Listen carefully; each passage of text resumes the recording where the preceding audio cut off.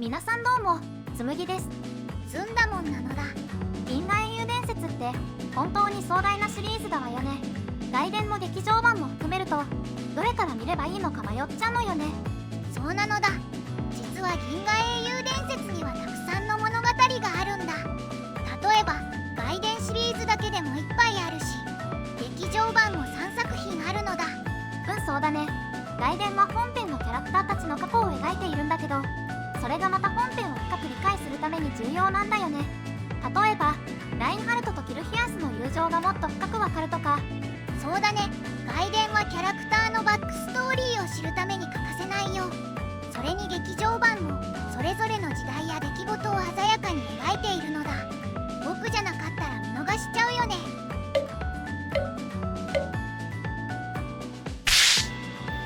劇場版の黄金の翼なんてラインハルトとキルヒアスの少年時代を描いてるから初見でも見やすいものね。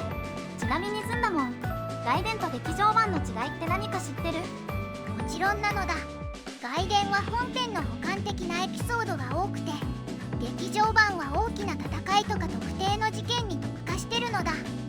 例えば劇場版の新たなる戦いの序曲は本編のエピソードの再構成なんだよね。なるほどね。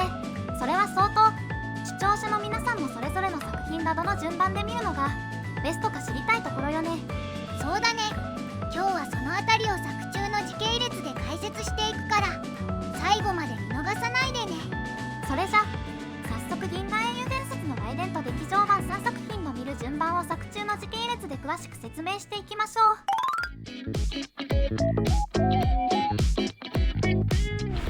さてまず最初に見る外伝は銀河英雄伝説外伝の中でも特におすすめな螺旋迷宮だよ。螺旋迷宮、この作品はヤン・レンリーが主人公なんだよね。歴史研究家としてのヤンの一面が描かれているんだよな。そうそう、この作品のあらすじを簡単に言うと、ヤン・レンリーが若かりし頃に軍の歴史資料を調査していたらある謎に巻き込まれていくんだよね。これが螺旋迷宮と呼ばれる未解決事件で政治的な陰謀が絡んでいるのよね。まさにミステリー。ヤンの頭脳がフル稼働する場面がたくさんあるから彼の賢さや洞察力に感心しちゃうのだ。そして螺旋迷宮では彼がどうして歴史に興味を持つようになったのか、そのきっかけも描かれているのよ。ヤンのキャラクターがさらに深掘りされて彼の信念や価値観がより理解できるよね。そうなのだ。この作品を見るとヤンがただの戦略家じゃなくて歴史の真実を求める情熱を持っていることがわかるのだ。それがまた彼の行動や決断に説得力を与えてるんだ。注目ポイントとしてはやっぱりヤンの分析力とそれに対する情感や周囲の反応だよね。彼の洞察がどれだけ鋭いか、そしてそれが時にはどれだけ危険なものかも描かれているよ。あと政治的な陰謀が絡んでいるから銀河帝国と自由惑星同盟の関係性についても深く掘り下げられてるんだよね。この背景知識が本編を見るときにすごく役立つのだ。そうだね。だから螺旋迷宮は本編を見る前に絶対に見ておきたい作品なんだよね。ヤンのことをもっと知って彼の物語にもっと感情移入できるようになるから。それにこの外伝を見ることでヤンがどうして奇跡の天才と呼ばれるようになったのか、その理由が少しずつ明らかになるんだよね。だからこれを見ると本編の楽しみも倍増すること間違いなし。というわけでまずは螺旋迷宮をしっかり見てヤン・レンリーのキャラクターを深く理解しましょう。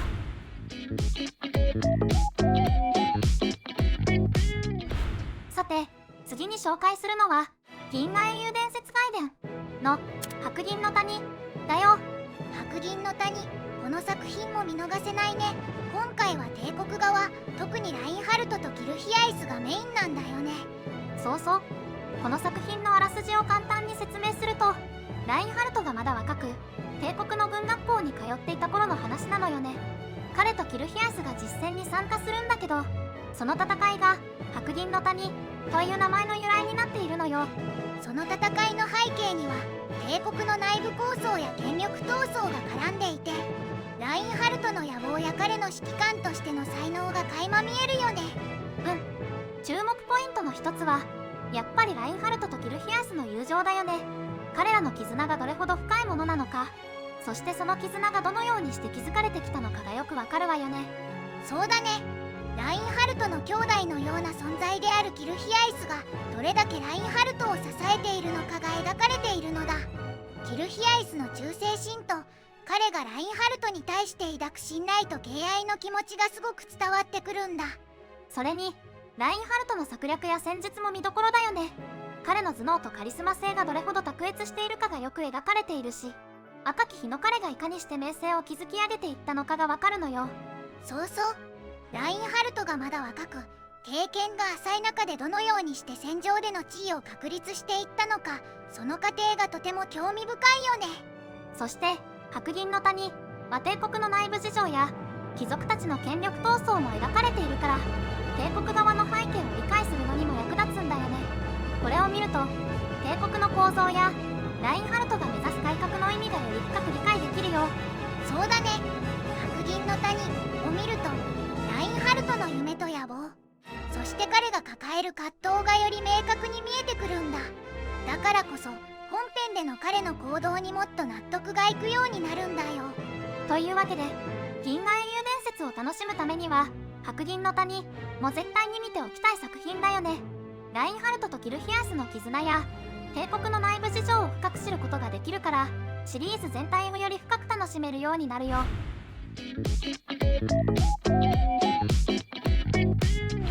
次に紹介するのは銀河英雄伝説外伝の反乱者だよ。反乱者、この作品はまた少し違った視点から銀河英雄伝説の世界を楽しめるんだよね。今回はギルヒアイスがメインで活躍するエピソードなのだ。そうだね。反乱者のあらすじを簡単に説明すると、ラインハルトが帝国の内部で権力を拡大していく中でギルヒアスが独自に調査を行い反乱を企てる貴族たちと対峙する物語なんだよ。この作品ではギルヒアイスの忠誠心と彼の正義感が強く描かれているんだよね。ラインハルトの命令を遂行するだけじゃなくて、自分の信念に従って行動する姿がとてもかっこいいんだ。ギルヒアスがラインハルトに対してだけでなく一般の人々に対しても優しく公正であろうとする姿がとても印象的だよね。彼の人間性がよく表れているエピソードだと思う。そうだね。そして反乱者、注目ポイントの一つはギルヒアイスが直面するジレンマだよ。彼はラインハルトの命令と自分の信念の間で葛藤することになるんだけど、その葛藤が彼の成長を促しているんだ。それにこの作品では帝国の貴族たちの権力闘争も描かれていて、ラインハルトが目指す改革がどれだけ困難なものかもわかるんだよね。ギルヒアスがその中でどのように立ち回るのかが見どころだよ。そうそう。貴族たちの反乱計画を阻止するためにギルヒアイスがどれだけの知恵と勇気を持って行動するのか、その過程がとてもスリリングなんだよね。ラインハルトとギルヒアスの関係性が深まるシーンも多いよね。お互いに信頼し合い支え合う姿が描かれていて、彼らの絆の強さが感じられるよ。そうだね。反乱者を見ることでギルヒアイスがどれだけラインハルトにとって大切な存在なのか、そして彼がいかにしてラインハルトの夢を支えているのかがよくわかるんだ。だから反乱者は本編をより深く理解するためにも絶対に見ておきたい作品なんだよね。ギルヒアスの人間性と帝国の内部事情がしっかり描かれているから、シリーズ全体の魅力をさらに感じられるようになるよ。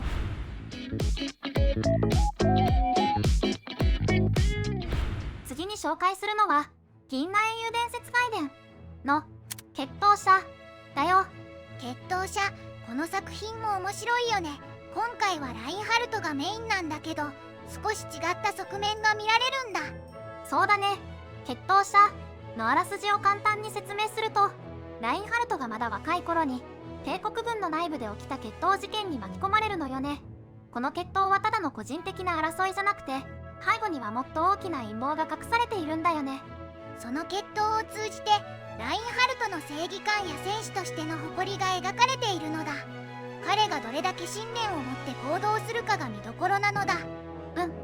注目ポイントの一つはラインハルトの成長だね。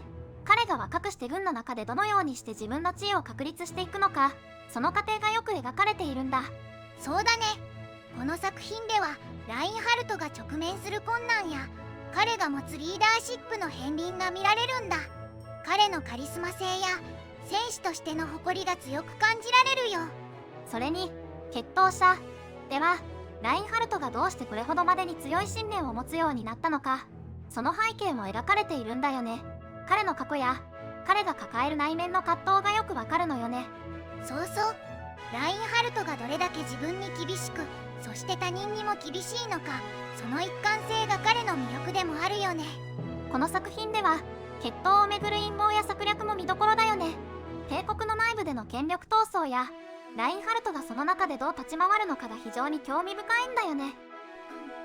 ラインハルトが持つ戦術の才能や彼の判断力が試される場面が多いから見ていてハラハラするよね。それにラインハルトとキルヒアスの友情もやっぱり重要なポイントだよね。キルヒアスがどれだけラインハルトを支えているのか、その絆の強さが改めて感じられるのよね。そうだね。決闘者を見ることでラインハルトがどれだけ特別な存在であるか、そして彼がどれだけの試練を乗り越えてきたのかがよくわかるんだ。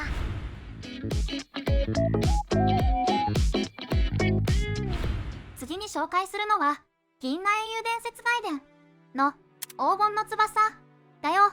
黄金の翼、この作品も特別だよね。ラインハルトとキルヒアイスの少年時代から始まるエピソードなのだ。そうだね。黄金の翼のあらすじを簡単に説明すると、ラインハルトとキルヒアスがまだ少年だった頃から物語が始まって、彼らが帝国軍に入隊し成長していく過程が描かれているんだ。そして物語は宇宙歴792年、帝国歴483年の第5次イゼルロ運用再攻防戦まで進むんだよ。そうなのだ。 OVA の外伝シリーズよりも前の時期も描かれているし、決闘者と奪還者の間の時期もカバーしてるんだよね。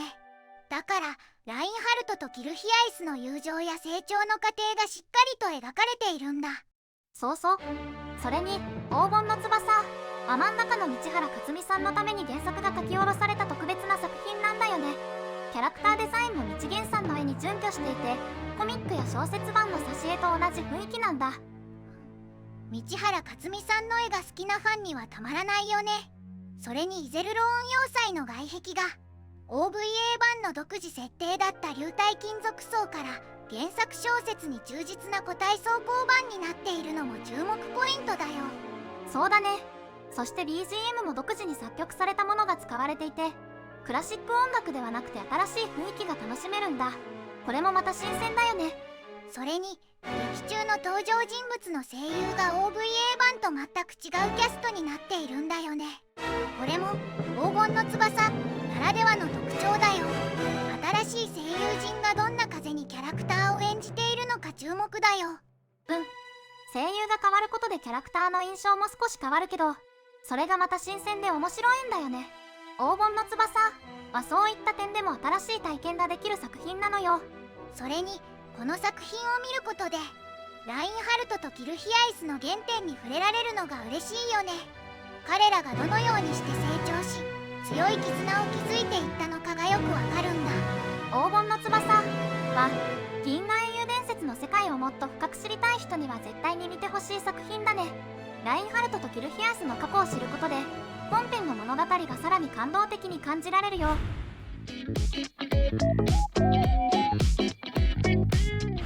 次に紹介するのは銀河英雄伝説外伝の奪還者だよ。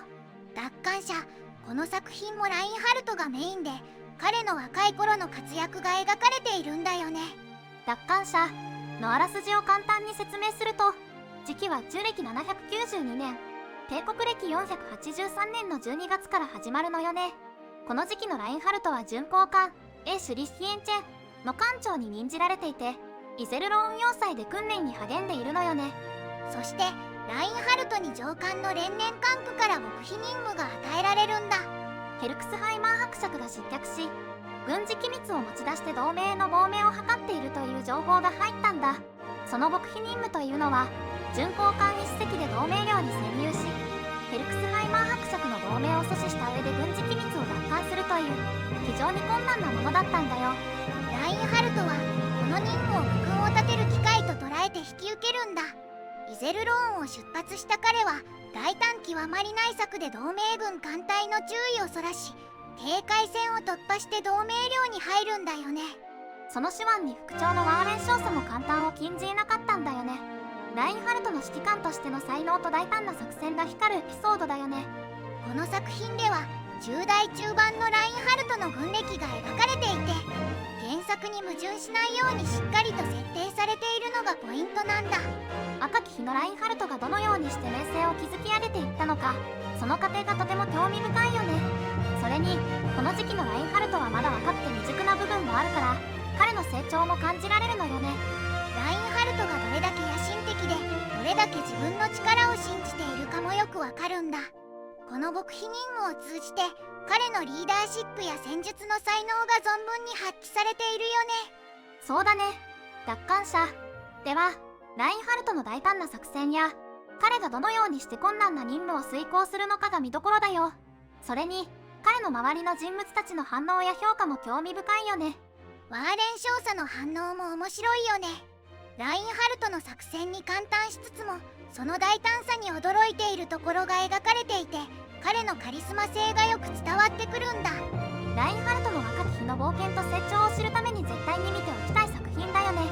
彼のリーダーシップや戦術の才能が際立つエピソードだから、本編をより深く楽しむためにもぜひ見てほしいわね。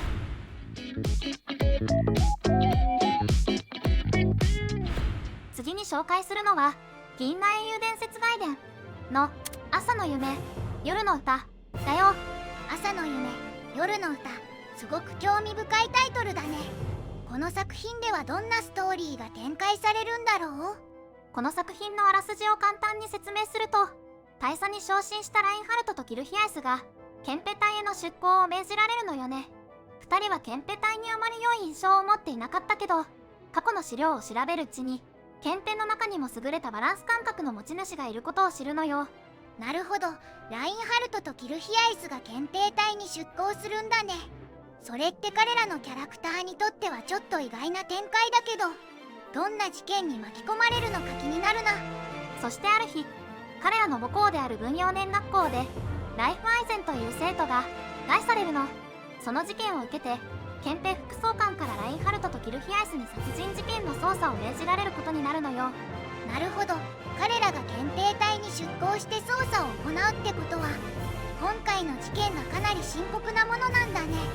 さすがに殺人事件は軍内でも大きな問題だろうし。そうだね。この作品ではラインハルトとギルヒアイスが新たな任務に挑む姿が描かれているのよね。彼らの捜査の過程でどんな真実が明らかになるのか、そして彼らが事件を解決するためにどんな行動をとるのか、それが見どころだよ。それに彼らが憲兵隊に出向して普段とは違う環境でどのように行動するのかも気になるね。普段の戦場とはまた違った緊張感があるだろうし、彼らの新たな環境での活躍や捜査の過程での思わぬ展開が見どころだよね。それに事件の背後に潜む真実も気になるところだね。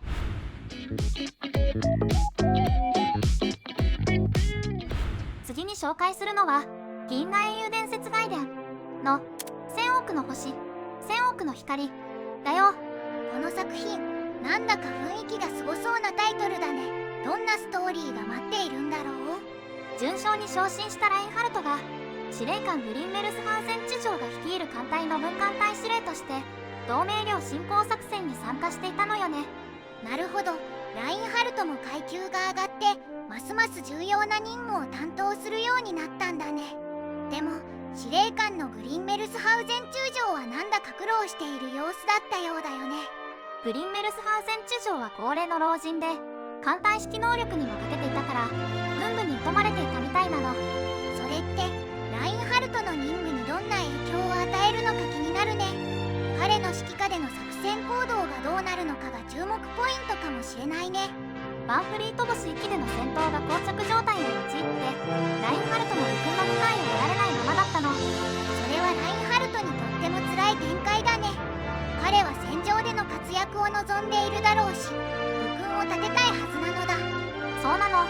グリーンベルスハーゼン艦隊がワンフリート星1機の衛星に仮設基地を設置することになるんだけど、その衛星には同盟軍の後方補給基地が設置されていたのよね。それはハラハラする展開だね。ラインハルトと艦隊の運命はどうなるのか、その後の展開が気になるのだ。ラインハルトと艦隊がどのようにして同盟領侵攻作戦を進めていくのか、そして彼らがどんな試練に立ち向かうのか、それが見どころだね。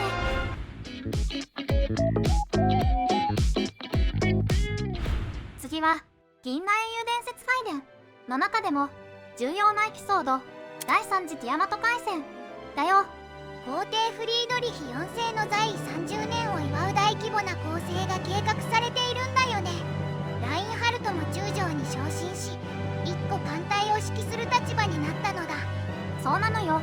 そしてラインハルトは復刊のキルヒアイスと共にこの作戦に参戦することになるわ。それにしてもこの海戦はかなりの大規模なものなんだね。どんな戦況が描かれるのか気になるな。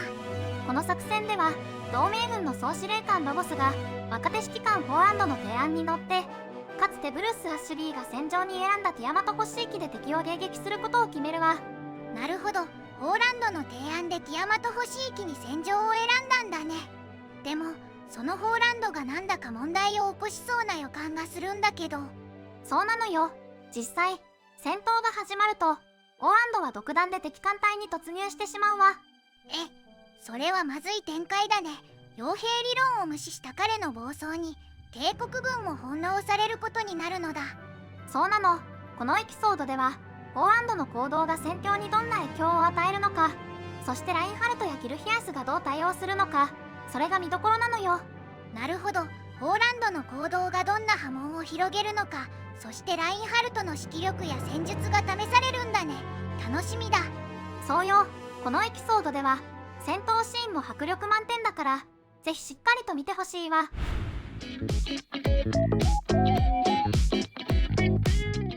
さて次は劇場版銀河英雄伝説の我が聖句は星の大会だよ。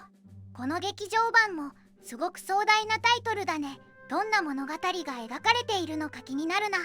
この作品では宇宙歴795年の時代が舞台になっていて、帝国軍大将ラインハルトが艦隊を率いてイゼルローン要塞を目指しているんだけど、要塞に接近した同盟軍艦隊を迎撃せよとの指令が届くの。なるほど、ラインハルトが要塞を目指している最中に同盟軍との激しい戦闘が起こるんだね。それはきっと壮絶なバトルシーンが描かれているんだろう。そうなのよ。要塞を指揮するミュッテンベルガー元帥とその幕僚はラインハルトを姉の意向を借りただけの若造と決めつけて、彼を捨て駒として使おうとしていたわ。なんだか陰謀が渦巻いてそうな展開だね。ラインハルトはどう立ち向かっていくんだろう。ラインハルト艦隊と同盟軍艦隊はガス状惑星レグニカ上空で激突するの。それは迫力満点の戦闘シーンになりそうだね。得意な気象条件を巧みに利用するラインハルトの策と、それを見破ろうとする同盟軍の動きが見どころだろう。そうなの。準将ヤンレンイーがラインハルトの策を察知するけど、長官パイッタ中将がヤンの警告を無視して進軍を続けるの。なんだか緊迫感あふれるシーンが次々と繰り広げられそうだね。見るのが楽しみだ。この劇場版では壮大なスケールで描かれる戦闘シーンやキャラクターたちの心理描写も見どころなの。ぜひ楽しんでほしいわ。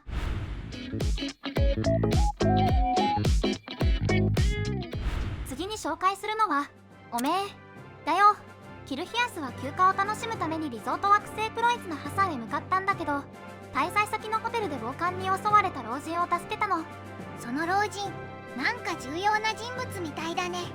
帝国軍が大敗したハルレスハイム海戦の指揮官のカイザーリング隊へ気象将ってかなりの重鎮だったんだろう。その老人から治安責任者のホフマン刑事がキルヒアイスに暴漢はサイオキシン麻薬中毒だったと告げるわ。それはなんだか怪しいね。軍内部に麻薬を扱う秘密組織があるということはかなり深刻な問題なんじゃないかな。そうなの。そしてホフマン警視は司法の手が及びにくい軍内部の犯罪を撲滅するためにキルヒアイスに協力を要請するって。なるほど、キルヒアイスが軍内部の犯罪と戦うんだね。それはかなりハードな任務になりそうだけど、彼はきっと立派にこなすはずだ。そうよ。この作品ではキルヒアスがどんな策を講じて軍内部の秘密組織と戦うのか、そして彼がどんな困難を乗り越えていくのか、それが見どころなのよ。なんだかハラハラドキドキの展開が待ってそうだね。キルヒアイスの活躍が楽しみだ。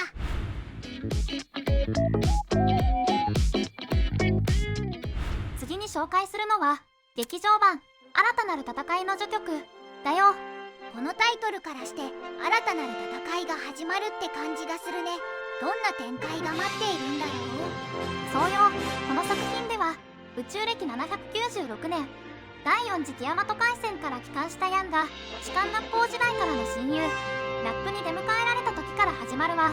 ラップがジェシカへの求婚を決めたってことは彼らの結婚式も描かれるんだね。そこなの。結婚式を前にラップは第6艦隊司令部幕僚として戦場に赴くことになるわ。一方ヤンは第2艦隊への配属が決まっているけど、司令官パエッタ中将とは疎まれつつも局面への対策を練っているんだよね。そうよ。そして第4次ティアマト海戦で大きな武勲を挙げたラインハルトが上級大将に昇進したこともこの作品のポイントなの。なるほど、それぞれのキャラクターが新たな局面に立って次の戦いに向かっていくんだね。そうなの。そしてついにアスタッテ星域での海戦が始まるわ。海戦っていうと迫力満点の戦闘シーンが期待できそうだね。特にラップとジェシカの結婚式という穏やかなイベントと戦場での緊迫した状況が対比されるのも面白そうだ。そうなの。ラップとジェシカ、そしてヤンの三角関係やラインハルトとキルヒアスの関係も描かれるわ。それはなかなか複雑な関係が絡んできそうだね。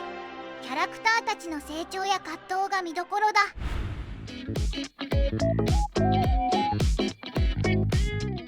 ふむふむ、外伝の作中の時系列がこれだけあんだね。なかなか順番がバラエティに富んでいて視聴するのも楽しそうなのだ。そうね。時系列を追ってみるとキャラクターたちの成長や物語の展開がより深く理解できそうだわ。外伝って本編とはまた違った視点で物語が描かれているから興味深いわね。そうだね。